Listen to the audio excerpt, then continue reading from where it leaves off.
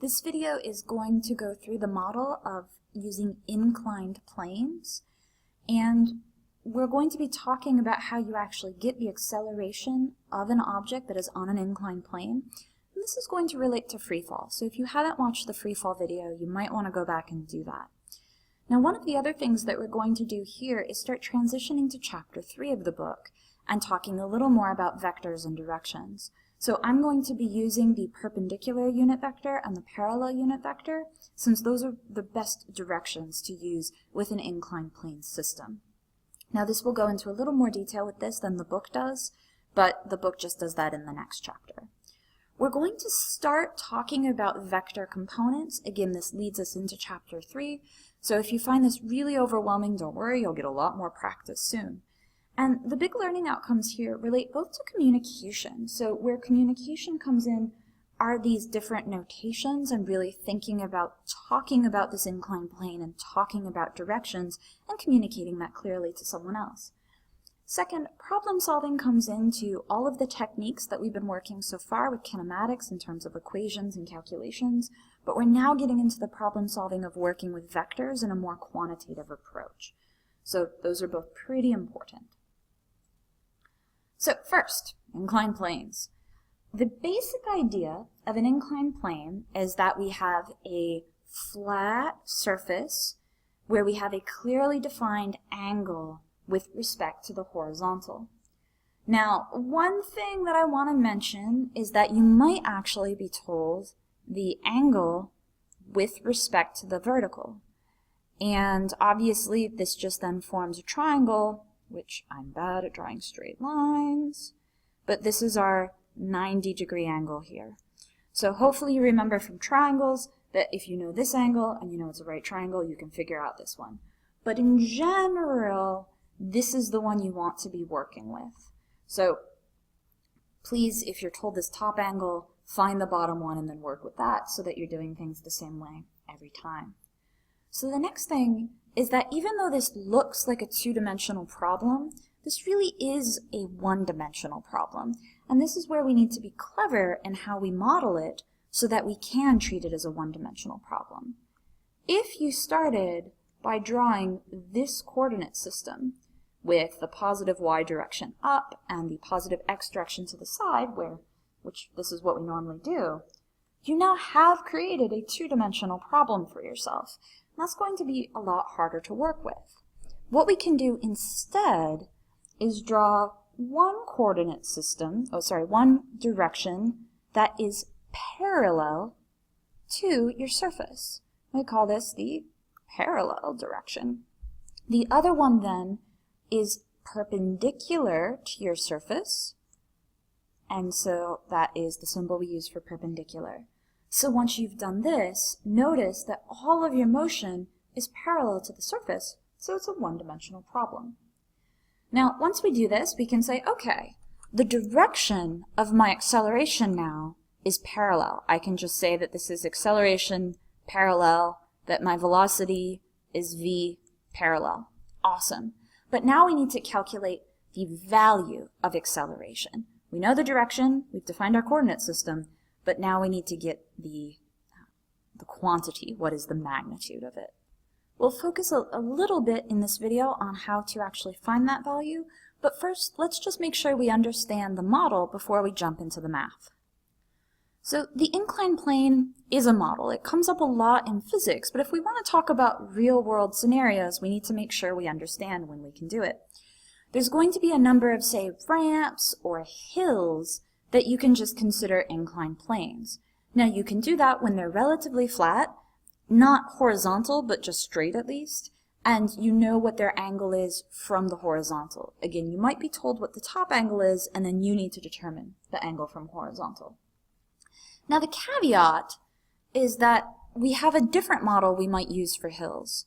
So again, if I'm talking about, for instance, a hill in San Francisco, and I tell you how steep the hill is, it's totally valid to model this as an inclined plane. And maybe you have a car that's rolling down the hill. Now, on the other hand, we might have hills where we talk about them or draw them as semicircles or half circles. That then does not look like an inclined plane because your angle is constantly changing. So any situation where the hill looks like this, we can use inclined plane. If we're talking about a circular hill, we cannot. We're going to have a different model for this, but it's not the inclined plane model. Additionally, sometimes we have roller coaster shapes. Those we might use a completely different physics approach to talk about. So if you can model it like this, that's good. So now, again, the simplification here is that this is effectively a version of free fall. We only need to worry about gravity. Again, at this point, we haven't talked about what else there might be to worry about, but right now, we're only worried about gravity. We're not worried about friction. We're not worried about air resistance. We're assuming that those are negligible, but later on, in a few weeks, we'll learn how to deal with those. Now, because we only need to worry about gravity, one thing that might be a little confusing here is that we know that gravity pulls downwards, but yet we said that this is a one-dimensional problem along the surface. So we're only going to need to worry about the acceleration parallel to our inclined plane. So we will talk about how to do that. Now, because we're going to have a constant angle on our surface, or perhaps it's going to be some sort of ramp where you have one angle and then a flat section and then a different angle, each one of these is going to have its own angle, and because of that, we're going to say that we can have, this is theta 2, a constant acceleration over this portion. So again, we can do a piecewise approach, as we've done a lot, but otherwise you want to assume constant acceleration for constant angle. Okay, now we are finally getting to the meat of this, which is figuring out what the component is. And this is getting into trig and breaking vectors into components. So I'm going to go through a little bit of it right now. However, you will see a lot more of this in chapter 3, what we're going to do next week. So the first thing to note is that we have our free fall acceleration straight down. What you want to do is figure out how much of this is pulling the object along the ramp. And so this is an approach where we need to break our vector into two components. These components must be perpendicular to one another, and what that means is that they must form a 90-degree angle. Now, what we actually want, the one we're interested in, is this parallel component. We don't actually care about the perpendicular component right now, but that's the other component, and it's helpful to understand that you're just breaking it into two components. Now, another thing to note is that if we add these two components, we actually are going to get the whole vector. And remember that this adding is just coming from putting one vector and then the second vector where it starts from the tip of that, and then if you draw your sum from the tail of the first to the tip of the second, you see that you literally get this total acceleration vector. So now the trickiest part is that you have to make this triangle correctly, and you have to figure out which of these two is the same as this theta. Now obviously this picture has already labeled it for you, but what's typically going to happen is that you are going to have some ramp, and on this ramp you know that this is theta, and you start to actually draw your components, and you get really confused about which way does this go. You know that this is my gravitational acceleration, but now you need this component. So a lot of students make mistakes here, so I want to go through this. Now the first thing to note is that you should start by drawing this total free fall acceleration vector. That goes straight down. Again, I've labeled it G here rather than free fall just so that it's shorter. So when you create this parallel component, it should literally be parallel to the surface. And now you need to create the third side of your triangle. And students will sometimes do some very interesting things. Sometimes they will draw that horizontally. That isn't the right thing to do.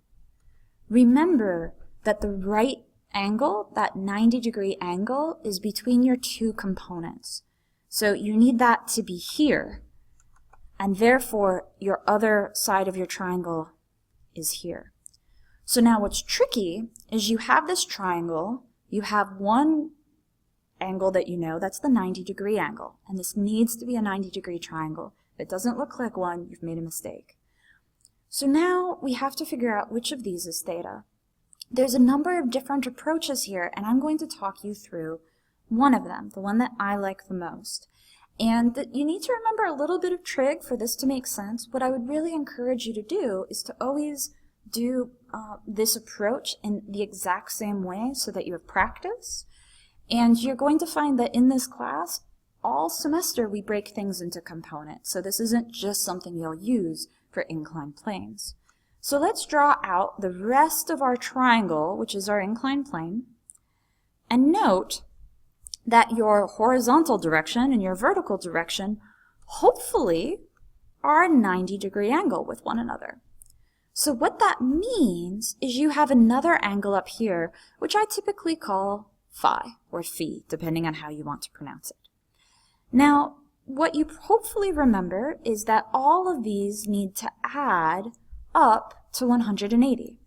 So 180 degrees equals 90 plus theta plus phi. So what that means is if I subtract 90 from both sides, I have 90 degrees equals theta plus phi. So again, depending on how long it's been since you've had geometry or trig, this hopefully will be something that isn't new for you.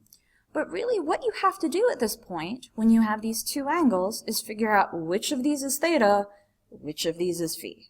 So, what I like to do is look at our picture, and I'm actually going to go back up to the figure here since it hasn't been written on yet. And again, drop this down. And this is my phi. And now I come over and I look at this triangle. Now note that I have my parallel side and I have my parallel side. I then have my vertical side and my vertical side. So these are the same angle. They must be, because these two sides are parallel, these two sides are parallel. So what that means is that this angle must be phi.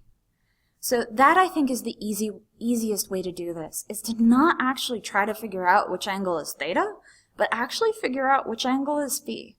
And the other reason that I would encourage you to really try to do it out in this explicit way, rather than say, oh, my down angle is always theta, is you're going to be breaking up vectors into components in different situations.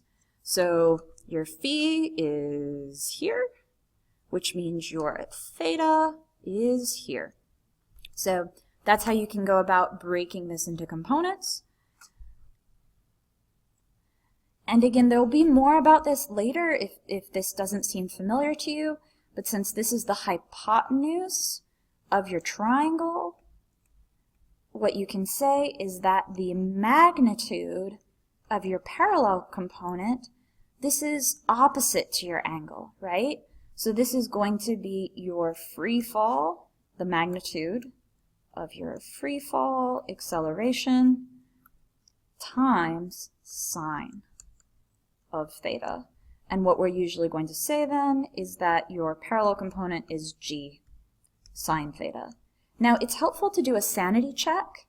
If theta is equal to 0, this is a horizontal surface. You expect no acceleration. Sine of 0 is 0. So that works out. And again, I want to mention that if you find all of that trig and the triangle stuff a little overwhelming, you might want to go ahead and start watching some of the videos for Chapter 3, since Chapter 3 goes through that in more detail. So finally, to just summarize, you want to use the perpendicular and parallel directions whenever you're working with inclined planes.